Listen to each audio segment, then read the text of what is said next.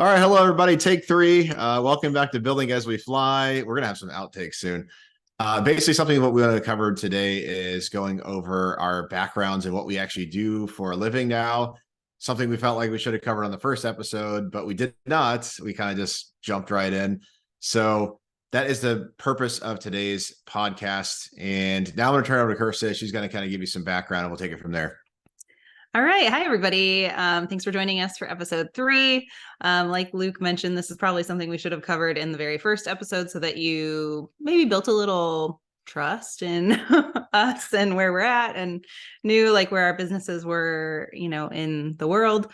But I think right now, a lot of our network that's tuning into the podcast kind of already know, but for those of you that do not know us personally, which, at the end of the day, we would love to be reaching more people outside of our direct network with the podcast. So figured it was important that we dive into what we do, as entrepreneurs. So for myself, the name of my company is Kirsta Tull Consulting, LLC, which I know consulting can be a very vague term for a lot of people. It's like, okay, well, what do you actually do? And my specialty is in nonprofit consulting. I was in nonprofit for over 11 years, specifically in fundraising. And I oversaw our fundraising department at our organization. And then, like I talked a little bit about in prior episodes, and we'll actually have an episode dedicated just to Luke and like his journey to where he's at today. And then we'll have an episode that's just about, my journey and where I'm at today. Since we do want to keep these episodes relatively short for, being consumable on your quick drive to the store or whatever it might be. Anywho, so left my job a year ago, last November. Actually, it was just popping up in like all of my photo memories and all the things of like my going away party and things like that. But started my LLC. Like I mentioned in the last episode, literally watched a YouTube video on how to do that. But really the biggest piece for me was just starting to reach out to those in my network that I had met through my prior job and, just letting them know I was making this step. And if there were any specific projects, at their nonprofits that I could support with, that I would be happy to do so. So thankfully I had an amazing mentor who actually had been my previous boss and was at a different organization who approached me with an opportunity very quickly after my departure from my other organization. So I started, working with her and then started taking on a couple of virtual clients as well. And then actually I started supporting Luke in his company. So now currently today, I often tell people, I'm 50% nonprofit consulting because I do have a couple clients, in that bucket for me. And then I'm 50%, supporting Dex Tech, which is Luke's company, and he'll talk a little bit more about that too. I have a little place on his org chart that we just put together the other day. So I'll turn it, over to him to dive into details about his company and where he's at today too. Okay. Yeah. Thanks, Kirsta. So like Kirsta said, I run a company called Dex Tech. And basically we specialize in Shopify website development. That's what we do. I've been working in Shopify the past 6 years. So it's just been kind of a natural progression. It started out just as me. And then now when I started my own company, I was like, I need people, I need a team, I need help basically in order to kind of grow this thing and not just keep it like as a solopreneur. So that's what we do. We do like highly customizable websites, typically the more complicated websites, or, they're looking for like a very specific look and feel or very specific functionality that maybe isn't offered or is offered by the market, but they're not satisfied with that. So that's simply what we do.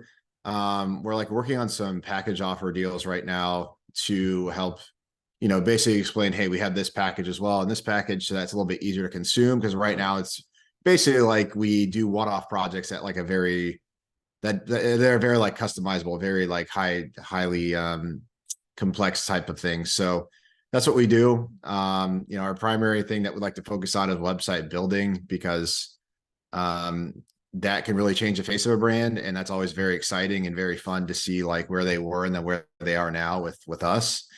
So yeah, that's the focus. I don't know, Kirsta, do you think there's anything else exciting to add to that or like That's Dex Tech. That's what we do. We have two other LLCs we're creating. We have some other like initiatives that are going on behind the scenes, but that's where we're currently at. Yeah. What do you think? I think it's important to note as you hear us kind of talking through what we do now is that we're keeping our options open, right? And we're exploring different projects. Like Luke said, he's creating a couple new LLCs for some different projects that he's embarking on. And then, even with me, obviously, I had a connection to Luke. I knew where there was a gap in some of the business needs that he had.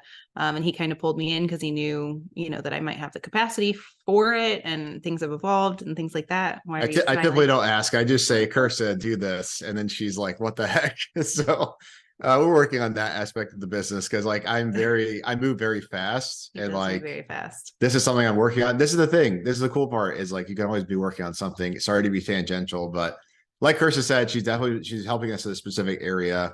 And I'll let you finish your thoughts. just want to state that. Yeah. And this is like where my like stubbornness comes out a little bit, is because when he like throws something my way, I'm like, wait. I'm like, hold on. You signed me up for something and we didn't even talk about it. Let's revisit that. So yeah. This is what they say is you land the deal first. This is why I think this is actually a good tip is like just get the deal first or just get the contract signed and then figure out a way to do it. If you don't really have the resources or the time, you can always find a way. It's not like, oh gosh, we can't do this or we can't get to this.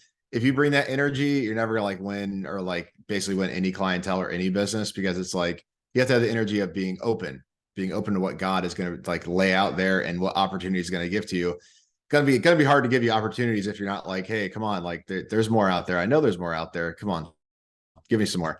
Hearing him talk about that though, like gives me anxiety. This is how different we are in our businesses too, is that like, I go out and I am a planner and oh, you guys can probably see the lovely ghost over my shoulder in this video that my kids painted for Halloween. We try to keep the background kind of clear for this video, but it happens. Anywho, so with my business, with the nonprofit consulting, most of my clients are people that I am connected to here in Northwest Ohio, in Toledo. Whereas with Luke, most of his, actually, I think all of your clients at this point, except for one, are virtual and they're not located in Toledo or in Northwest Ohio. So I think like how we operate with our businesses in that fact is a little different, because like my network and my direct connections, my reputation, all of that really matters to me, because word of mouth is very important, especially in a smaller community like Northwest Ohio. And so that was one thing as I stepped into my nonprofit consulting, was just that like I don't want to overcommit myself, because I want to be sure that I'm delivering on the things that I promised to my clients.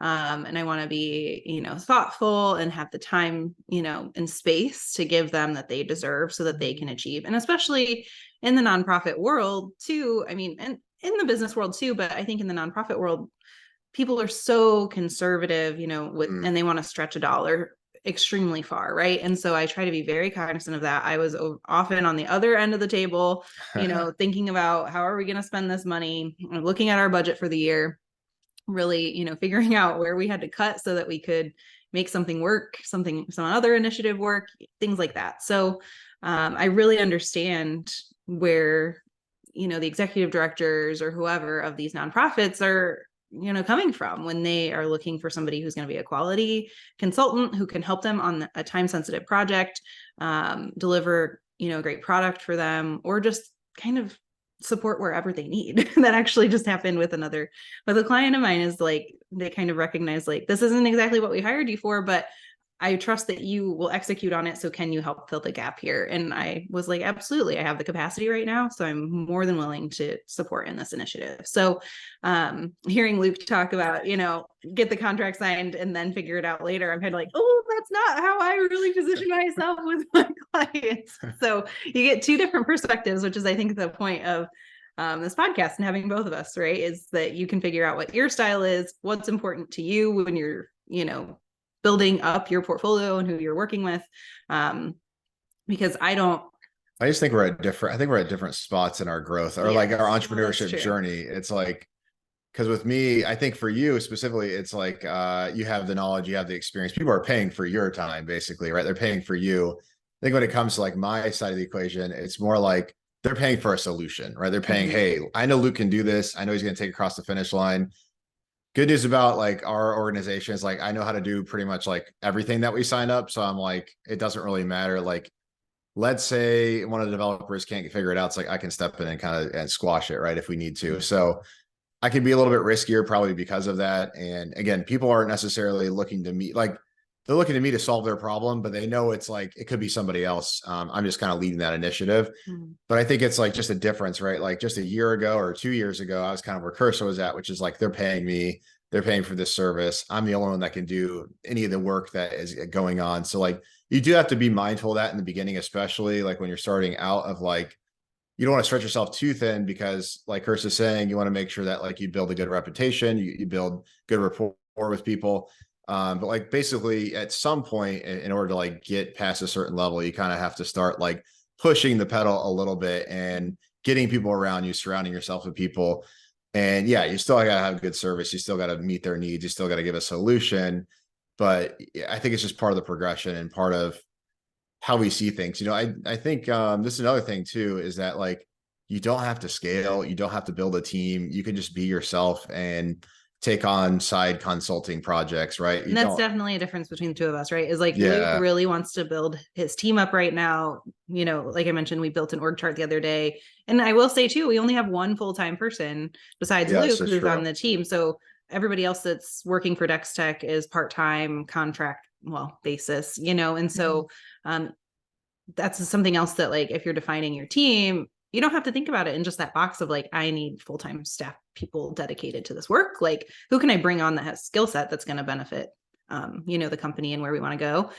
Whereas like for myself, I'm comfortable with just myself at this point, figuring out the need of nonprofit consultants in Toledo. And if I ever get to a point where I need to bring someone else in, I may do that, but at this point Yeah. I'm not there. And I think that's like the key thing to note is like you don't have to do that. Like Kirsten could do this like till the end of time just by herself. And I think it's okay. It's not like a bad thing. I think it's just difference and what you want to do and how you want to do it. I think the main thing is that this is what I think is so important and so why this podcast even exists. I would say is that like the amount of growth that occurs when you take something on like yourself by yourself, you don't have the buffer of a company, you don't have layers of the organization you have to work through. It's like it's on you to like figure things out, and that typically pushes you to grow a lot more. And that was always like the big draw for me. I'm like, gosh, if like I take this leap, yeah, it's scary, it's daunting, it's not like super easy.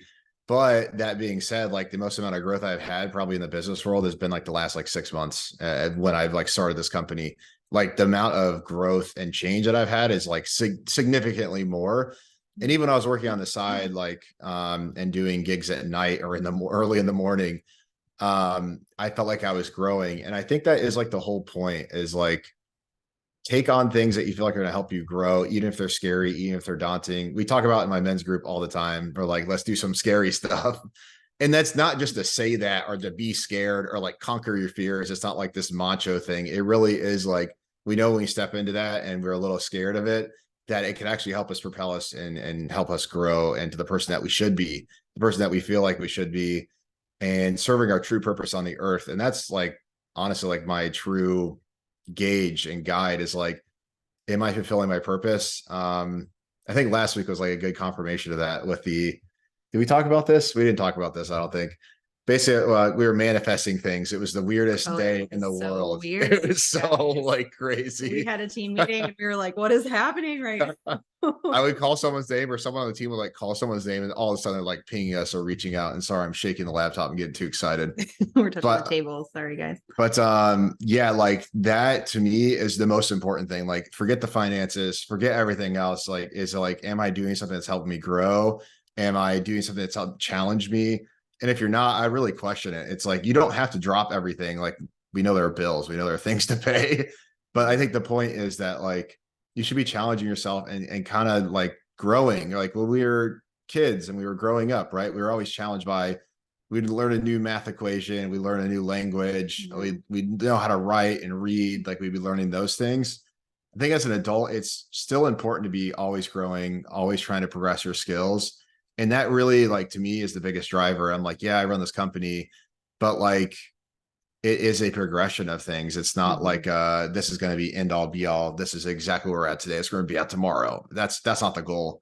The goal is to really, like, progress. And again, you don't have to, like, as long as Kirsta's like working these clients and she's like, yeah, I feel that I'm being pushed at my current clients, I think it's totally fine. No big deal. Like, and again, if you want to just say, hey, I just want to make some money, like I'm okay where I'm at, that's also fine, so. And I think too, a big distinguisher between the two of us as well, and I will get into this more in the episode where I talk about, my journey and where I'm at. A big distinguisher between the two of us is, and Luke might like push back a little bit on this thought, is that like I am the primary, like, caregiver of our kids. I'm the one who's, I know on Tuesday and Thursday, I have to be done working by 3:00 because I have to go and transport, my kids to their evening activities. I'm the one who's, answering the phone when school's calling and someone's sick and I need to go pick someone up. Good point.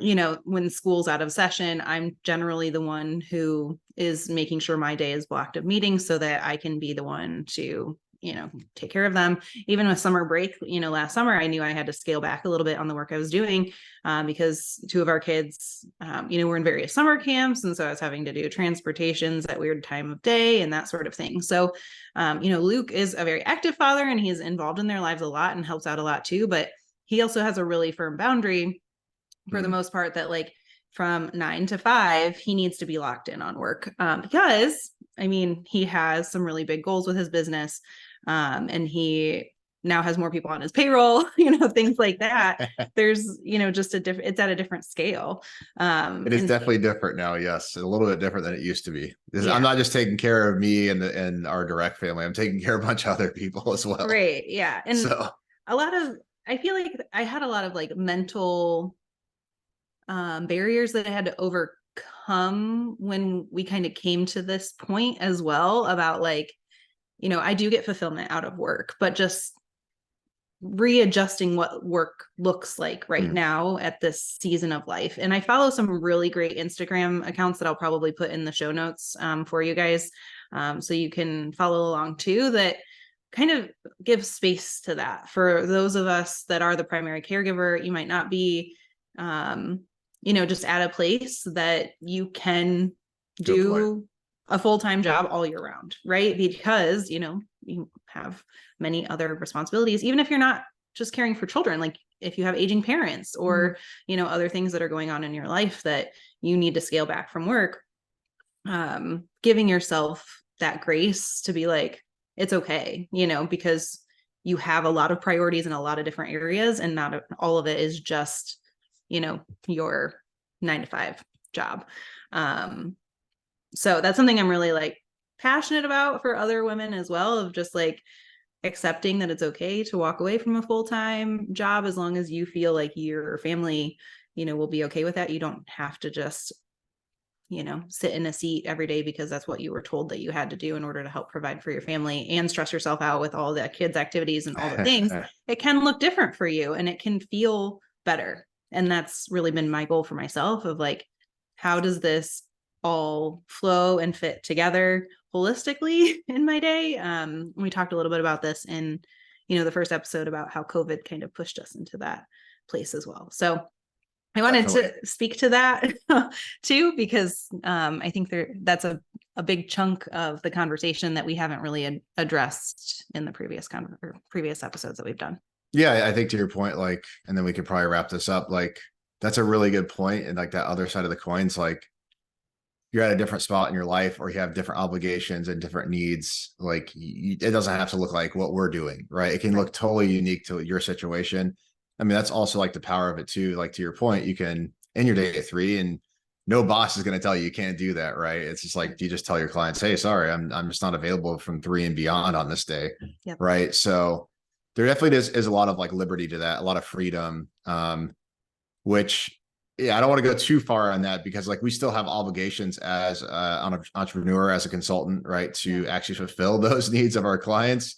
But also at the same time, it's our job to manage our schedule with the family, things around the house, and everything of that nature. So, yeah, right. And again, we'll speak more kind of to that flexibility and how we're making it work too, because as an entrepreneur, you're never fully off, which I think can intimidate people. But you do have a little bit more control on like how you respond when you might not be available, right? Is, you know, I can't fully get to this request right now, but I'm going to have more time, you know, tomorrow afternoon. Is it cool if I get you, you know, what you need by that point? You know, I think about Luke and I just went away for 2 nights a couple weeks ago, but like we worked like almost oh, I don't want to say the whole time, but we worked a lot. Like even though we were spending time together as a couple, which actually we spent a lot more time together as a couple than we would have even here at home, because typically, you know, we're divided between 4 kids and like we're taking 2 of them one place, or taking 2 of them on somewhere else. So we're never like we don't hang out very much. Never really together when we're at home, except for on Thursdays when we do this during our lunch break. So anyway, I just wanted to say that too, is I think something that's been fun in the work that we do is we're just a little more like motivated to work maybe outside of those traditional hours as well. Whereas like, true. You know, if you're working for someone else and they, you know, ping you on your time off, you're less likely to want to do the thing that needs done. Whereas for me, I'm like, okay, yeah, like we're, you know, we're up at 6 o'clock on a Saturday because it's daylight savings and we're always up early. You know, I'm going to get a couple things done because I have my laptop with me and I will, you know, that sort of thing. So I think to your point, well, I know we're like going way over time. We're like 20 minutes only. That's it. But like, it's okay. Because I think it's a really good point. And like, I think like you said, this scares a lot of people, but at the same time, it's like, we don't feel bad. It's not like we feel obligated to work. It's that we want to like work on these things because they're important to us and they matter. And they're a little bit closer to you. And like, you know, like it directly impacts the company's finances or your own finances. So like, it doesn't come from a place of like, I'm scared, I'm freaking out. It comes from a place of like, I want to give back. I want to make sure I'm doing the right thing. So like, it doesn't feel the same to me anymore. It used to feel like you said, where it's like, oh gosh, I have to wake up at 6 a.m. and do this like thing for work. This sucks. We wake up and it's like, hey, oh great, I have like a few extra minutes. I can take care of a few things on a Saturday morning. And we don't even think twice about it. Like, I don't think twice about it. Or like the other night I had to do a go live with a client and I literally pulled an all-nighter from like, we started to go live at like 4 p.m. or no, it was like 1 p.m. And I think we went all the way to like 6 a.m. I was a little worried. He hadn't slept in like 36 hours and he couldn't form sentences by the time he went to bed. I was like, oh my gosh. Yeah, she's like, just go lay down. I think I only lay down for like 2 hours that day too. But anyway, like I think normally I'd be like, oh my gosh, why this sucks. Woe is me. But I think the cool thing about entrepreneurship is like, no, this is awesome. Like I get to work on this really cool project and help this company get across the finish line and transform their business. Like it's just a different sort of feeling. So that's why we're so big on it. I feel like it's because it's like, we're just like, there's a lot more passion to give to it because you're working on things you want to, not that you have to. Very, very big difference there. Yeah. So I feel like we just packed a couple really big points into this episode that maybe we didn't originally plan to, that we want to expand on in the future. So I'm really excited to talk more about those things. I need to go back and listen to this now and take notes on make sure we talk about them more in depth later. But we really appreciate you guys paying attention to all that we're producing for you. And if you got this far in the episode, we're grateful for you. Thanks for tuning in. You should like, subscribe, follow, comment. Let us know if you have any questions. And we'll maybe do like a Q&A sometime here soon, because we have got that's a good idea. A little fun Q&A or something. I like that, like doing a live or something like that, or just have them send them the questions. Okay, anyway. We'll figure that out. It'll be great. Thanks, everybody. Signing off. All right. Episode 3. Bye-bye now.